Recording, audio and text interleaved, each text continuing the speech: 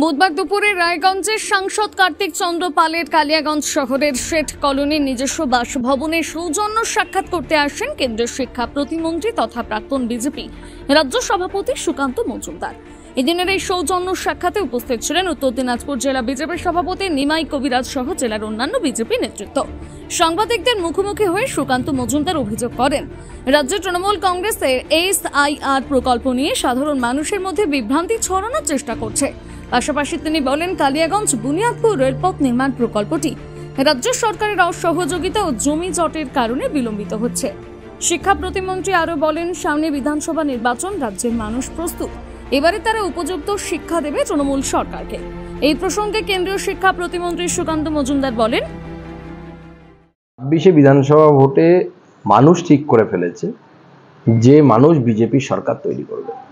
SIR বিভ্রান্তির কোনো কারণ নেই। তৃণমূল কংগ্রেস চেষ্টা করছে, এসআইআর নিয়ে কারো চিন্তার কোনো কারণ নেই। যারা ভারতীয় নাগরিক তাদের নাম ভোটার লিস্টে থাকবে, চিন্তার কোনো কারণ নেই। যারা বাংলাদেশ থেকে যে সমস্ত উদ্বাস্তুরা এসেছেন, যারা অত্যাচারিত হয়ে ওপার থেকে হিন্দুরা এসেছেন, তাদেরকে সিএতে অ্যাপ্লাই করতে হবে। সিএতে অ্যাপ্লাইয়ের মাধ্যমে নাগরিকত্ব পেলে পরে তাদের নামও এসআইআরে উঠে যাবে।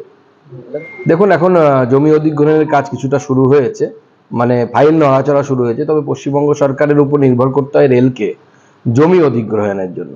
কেন্দ্র সরকার তো টাকা দিয়ে পাঠিয়েছে। এর আগে আপনারা দেখলেন বালুরঘাট হিলি রেল প্রকল্পের জন্য আমাদের বছরের পর বছর, মাসের পর মাস অপেক্ষা করতে হলো। টাকা কেন্দ্র দেবে, সেই টাকাটা শুধু বিলি করতে হবে লোকজনকে, কাগজপত্র দেখে যাদের জমি তাদেরকে। সেই কাজটুকু করার জন্য এদের 18 মাসে নয় 36 মাসের বছর। তাই এবার দেখা যাক যে কালিয়াগঞ্জ এবং বুনিয়াদপুর এই সামান্য যাত্রাপথ, এই যাত্রাপথ করতে এদের কতদিন লাগে।